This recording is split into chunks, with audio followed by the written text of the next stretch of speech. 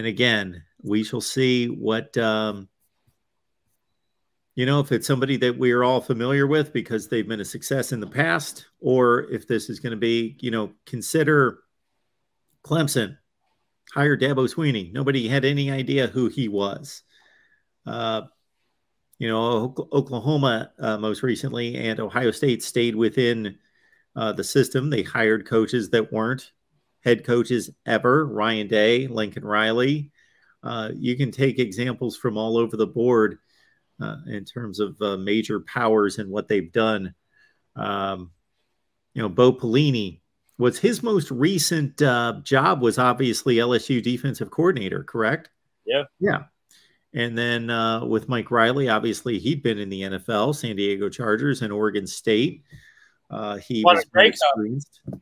Won a Grey Cup in Canada as well. Mike Riley? Yeah. Did he? Yeah. Like Toronto Argonauts, maybe? Yes, I knew that at one time. Huh.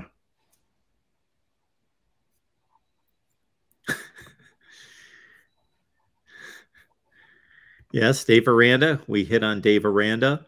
And when it comes to guys like Dave Aranda, and he's got a great situation at Baylor, Mark Stoops, those aren't slam dunks where that, okay, a guy is obviously going to leave a group of 5 to go to Nebraska or a lower end Power 5. But, Baylor, Kentucky, they don't compare to Nebraska historically.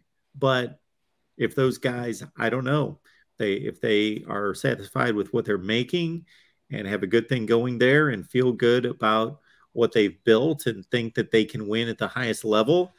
Yeah. Dave Aranda's gone to the Sugar Bowl and won the Big 12 championship at Baylor. Yeah. I don't know. Yeah, I mean, he's crazy. Yeah, I mean, being the head coach in Nebraska is a lot different than being the head coach at, most everywhere else. I mean, it's a different kind of beast. You have to be able to put up with a fan base that is just so rabid and hungry for success that has been deprived of that for, the better part of 25, 30 years now.